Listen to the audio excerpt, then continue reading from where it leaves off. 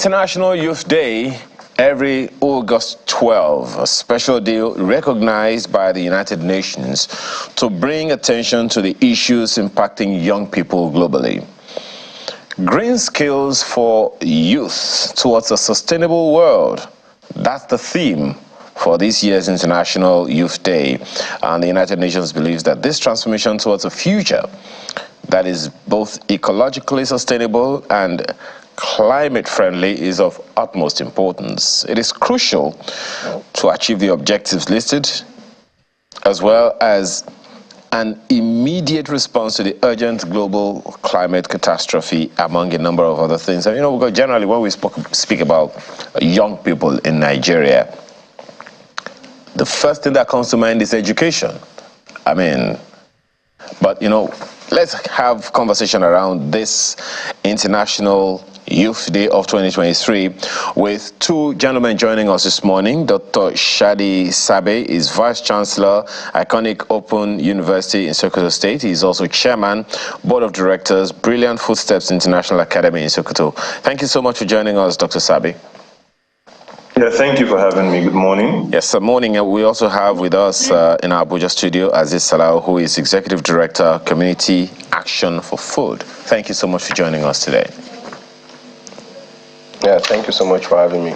Good morning. Dr. Sabe, yeah, let me begin with you.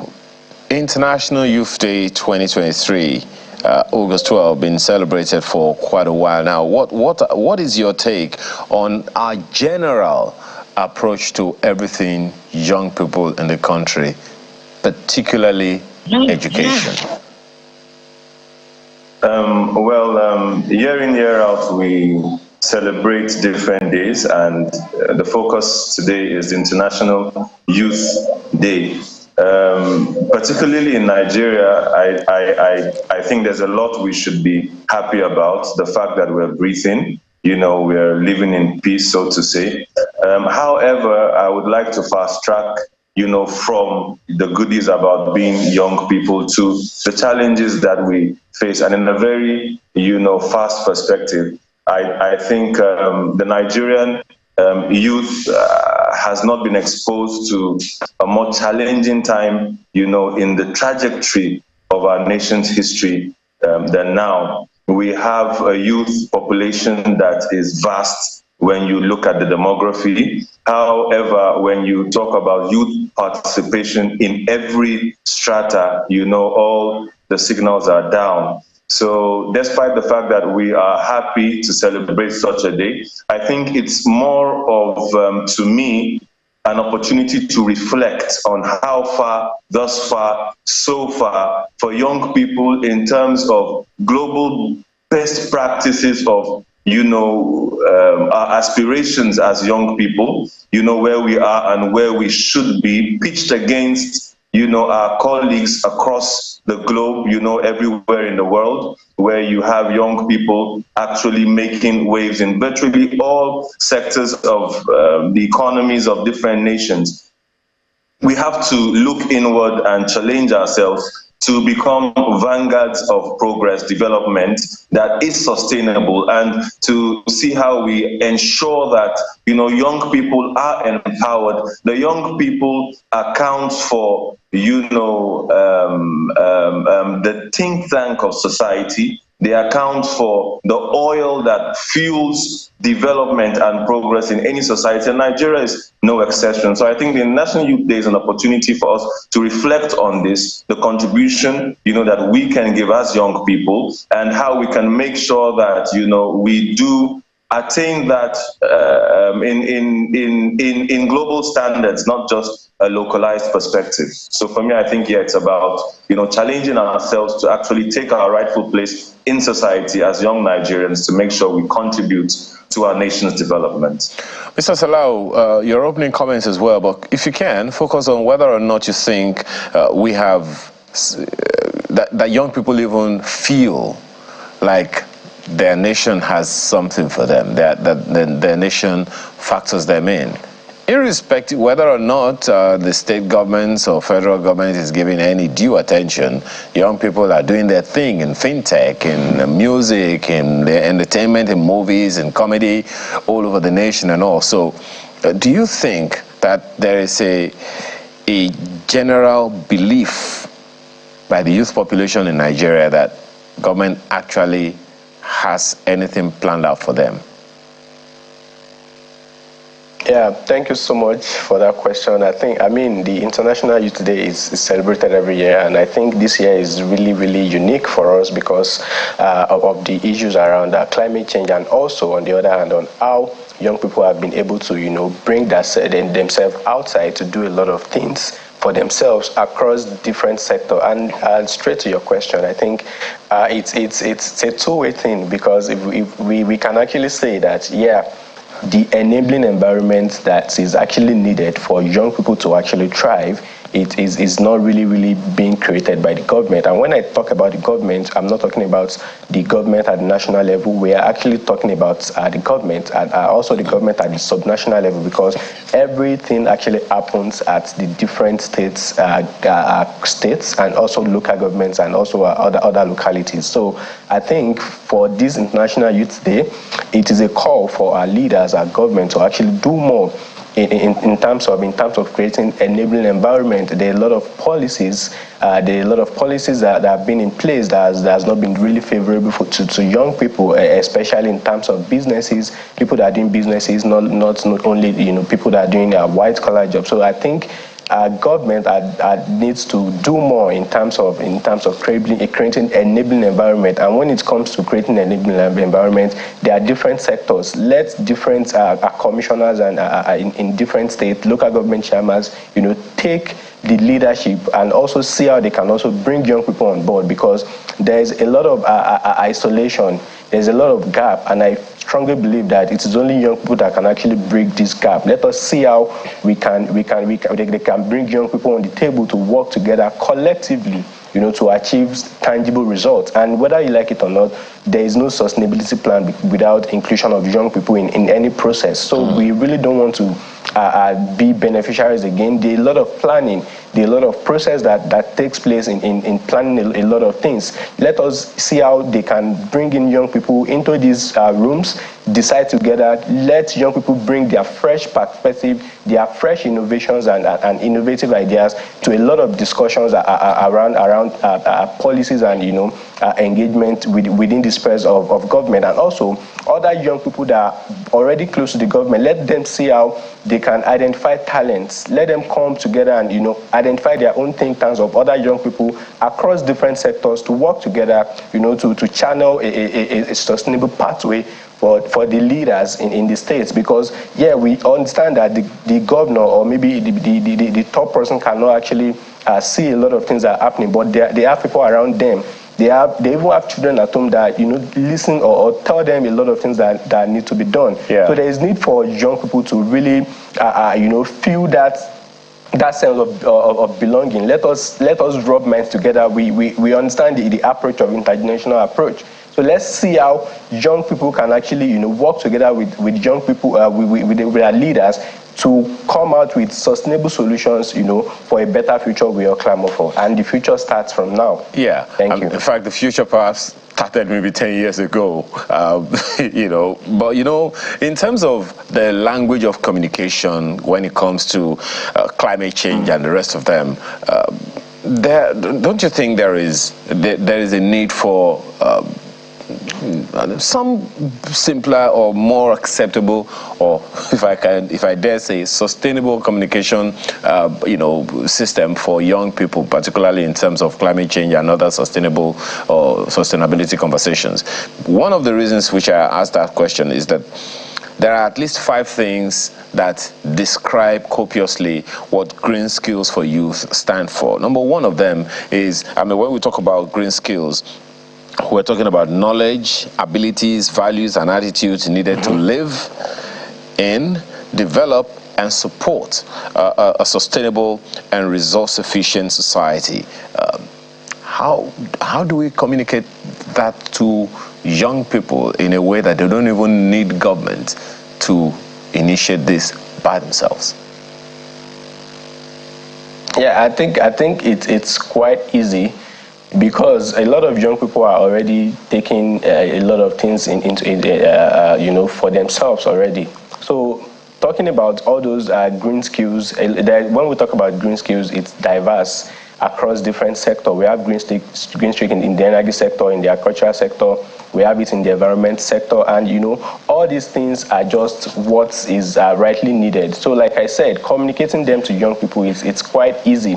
Get other young people that are doing these things and let them be the one to pass the information to other people. And this is where TOT and other mechanisms comes in, to train people around. If it is around renewable energy, let's train people how to build solar panels and see how they can actually use it to enrich and empower their community. Talking about sustainable agriculture, we have different vertical and urban farming practices. We have the hydroponics and aeroponics that can, that young people can actually, leverage on to make ends meet. These are green skills, and also passing the information due to their capacity, especially people in the rural community. Language should not be a challenge, because these things can easily be translated to different languages and get the people in the community or locality, train them for them to train other people, to embrace these green skills. We have the circular economy. We have recycling of different things. We have upcycling. We have a lot of materials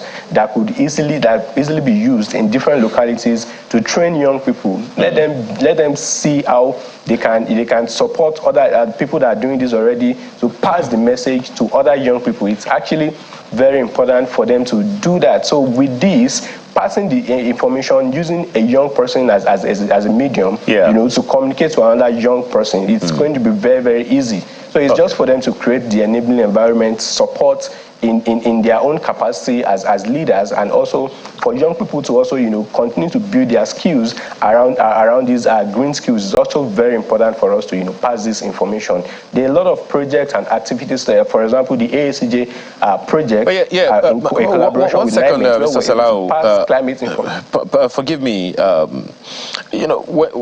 these issues that you have raised, quite salient and all of that. But there is this other issue, on one of the 5 things that I mentioned. And let me ask Dr. Sabe, who is more into the education space.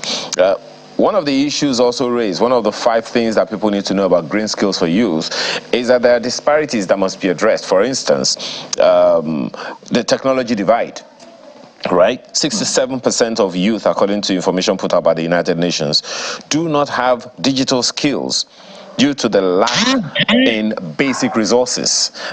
So there is that technology divide. There is also the education divide. Less than the half of NDCs, about 45% of them, can even talk about green skills development, for themselves. So that disparity needs to be addressed. A situation where 67% of youth do not have access to digital skills because they don't have the basic resources. Is there any way you think we can breach that within the shortest possible time, starting with this International Youth Day 2023? Yes, I think this is a wonderful opportunity for us to voice out on the need to strike on the foundations of our problems and not just the surface. I don't think it's enough for us to concentrate on, building skills, training programs, and ad hoc solutions to entrenched problems that we face. When you talk about 67% of our youth, not having technology education, digital education, I think we should go back to the basics. What's happening to our education system? What's the curriculum at the basic level, post-basic level, at the tertiary level? Have we not, become tired of the same complaints day in, day out, year in, year out? And we tend to fix this problem at the end of a Nigerian's, would I say, ultimate educational, career. So you have a Nigerian graduate who has a BSc in something and is still, contributing to that vast 67%, we're talking about. And we now begin to, want to solve the problem after an educational journey of an individual. I think for me, in the education space, we need to go back to the curriculum. And I keep on trying to voice this out. We need to stop wasting time on the letters, the numbers, the road system. We need to go back to hands-on skills. We need to expose our kids at different levels of, basic, post-basic, and tertiary education. We cannot continue to talk about sources of water, rain, well, and so on. We have to take these kids to the next level. And I want to tell you that this is not an issue of let's take the low-hanging fruit. Technology at our education system is the low-hanging fruit. We need to work on our curriculum, make sure that we churn out graduates who have been exposed to digital skills, who have been exposed to technology. I mean, it's not rocket science for us to say from SS1 to SS3. Physics should be taught in a way. We have STEM education, science, technology, engineering, and mathematics. It takes you just 2 weeks to expose, a 13-year-old child to embedded systems, artificial intelligence, enough for him to build a mini toy solar-powered car. So we have to expose our kids, not to our world, but to their world. Our world is enough a challenge for us in trying to meet up with the realities on the ground. But I think I don't know who's going to listen, who we need to talk to, but I want to tell you that the present. Oh dear. I'm certain that Dr. Sabi will return to us in a bit. But Mr. Salau, there's also this one item on that list of 5 that I mentioned the other time. The youth will experience significant changes in economic opportunities. That's one of the green skills, points that I mentioned the other time. Why? According to information from the UN as well, climate change is threatening 40% of all jobs that are heavily reliant on a healthy environment. By 2030, 8.4 million jobs will be created for young people by the green transition, and for each green job, 1.4 more jobs are created. So green jobs lead to more jobs. How do we catalyze this? Not just from the perspective of policy or from the end of policy, but from the end of execution of those policies along the 3 tiers of government that we have in the nation. Yeah, I think it is actually very, very simple and straightforward. The 3 tiers of government need to be up and doing, and not waiting for maybe the federal to do what is going to happen in the state. Let them coordinate themselves and engage people that are already doing this thing. There are a lot of young people upcycling, doing a lot of innovative green jobs. They can bring them on board and see how they can also use that to train people. The issue of ICT is also very key, but then there is need for the government to identify the real people that are doing all these things, see how they can work together collaboratively, and use this to empower people within their community. Whether we like it or not, we are looking at achieving 2030 SDGs by 2030. But then there's need for every one of us to be to work together collectively to achieve this purpose. In terms of the federal government, let them work on policies that would drop down to the state government and see how the state government and their national assemblies would be willing, to do the right thing. There are a lot of allocations that need to be, pushed to these skills for other people and people in their states and the community to benefit directly. And with that, when they benefit directly and they are doing this, these skills, they are doing it perfectly. They are able to and willing, to pass it across to other people across the local governments. Let them work together collectively with this, with their other stakeholders in this, and see how we can, work collectively, adaptively. There are adaptive measures we can actually use. It's very simple. Let us see how we can work collectively together to achieve this common goal. Because whether we like it or not, the young people would continue to graduate from schools. They'll continue to graduate from secondary schools and universities, and these technical skills are what they need. And this is where our opportunity of green skills comes in, to channel different job opportunities for young people. Let them see how they can work together with people that are already in the business and for them to, open a space for other young people, to come on board, train them, retrain them, and also get, some livelihood from there. I think this is the only solution across the three tiers of government in Nigeria. That's a solution that you just mentioned raises another question altogether. Again, sticking with UN data from the UN, Dr. Sabi, let me come back to you because it's in your space, education. Skills demand is exceeding supply. Skills demand is exceeding supply. And what we understand is that 60% of young people will lack the skills necessary to thrive in the green economy in 2030. A reminder to everyone, 2030 is less than 7 years from now. I mean, we're talking about year 2030 in 2015 like it's like a millennia away. But hey, it's just 7 years from now. Add 7 years to your age, and that is when we have to rethink the SDGs. So in this light, Dr. Sabi, what do we need to do? It will seem like, I mean, you've spoken about, ad hoc solutions to entrench or endemic problems the other time, but this is another one. In the next 7 years, 60% of young people will not be able to thrive in the green economy because they lack the skills. So what do we need to do urgently and sustainably?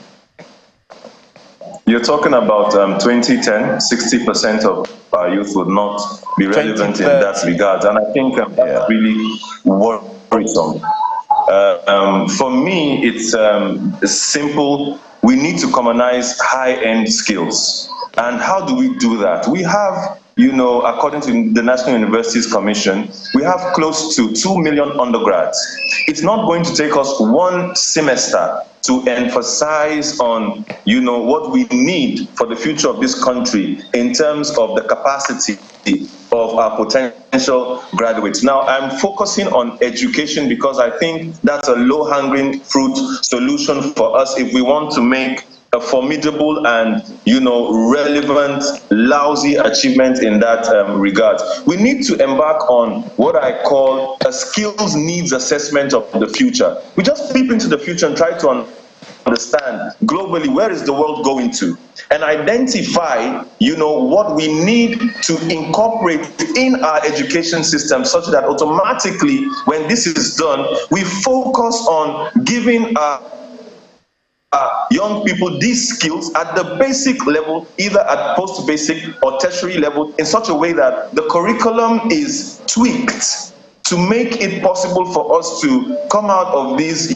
dangerous trends that we are looking at. Secondly, I think we have to emphasize on a growth mindset for our young people, because we can't push government to work on a flexibility of the curriculum such that our curriculum needs to be evolving. We need to peep into what is necessary for development and bring it on board, to expose our students to. Now, aside that, we have to emphasize on a growth mindset for our young people. We can't wait for government policy in curriculum maneuvering. We can't wait for government. We can't wait for anybody. We have to make sure that our young people have a mindset that is strong enough to go out there, personally develop their skills, build it for the future. We are hosting dangerous times ahead, and believe you me, if care is not taken, I read a book recently, Skills Rather Than Just Degrees, authored by the former Minister of Digital Economy.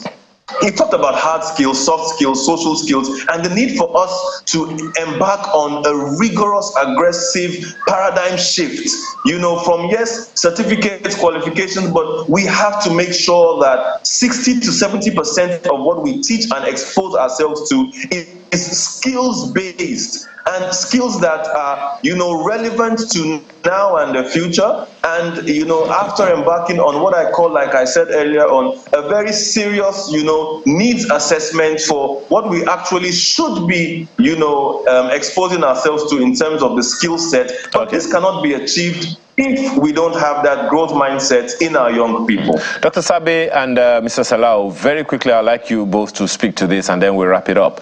How much should we consider the place of culture and our different peculiar environmental, peculiarities in this conversation around green skills for young people. How peculiar or how important are cultural environments and influences in getting this done? 30 seconds. Well, I think this is a wonderful perception, because culture is a way of life, and I think majorly respect, tolerance, and identify that whatever it is your background is, we are all one people. Progress doesn't know tribe, religion, or culture. Development doesn't know same. However, we have to all understand that whatever culture you're inclined to, it has to be what can you do to contribute to development, and make sure that you become a vanguard of development for the bigger picture, for the macro accessibility of Nigerians from your culture. And when we respect and tolerate one another with this view of progress, I think it will just be pockets of everybody making, different waves, and collectively would be a better people in years and decades to come. All right, Mr. Salau, your take.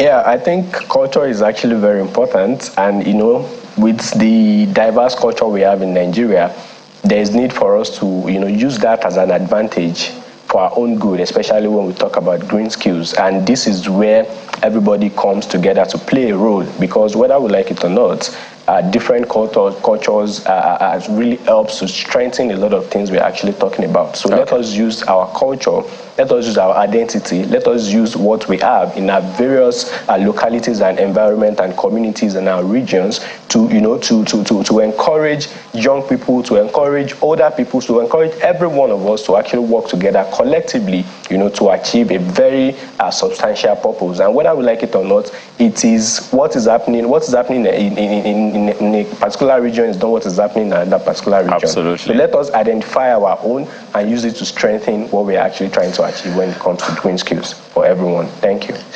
Gentlemen, thank you so much for your contribution this morning. Aziz Salau is Executive Director, Community Action for Food. Thank you so much. Aziz Salau is in our Abuja studio. Thank you so much for your time. As well as Dr. Shadi Sabe, who is Vice Chancellor, Iconic Open University, is also Chairman, Board of Directors, Brilliant Footsteps International Academy, both in Sokoto State. Thank you so much for your time, gentlemen, this morning. Yeah, thank you so much. All right, so when we return, we are taking on another topic. Do stay with us.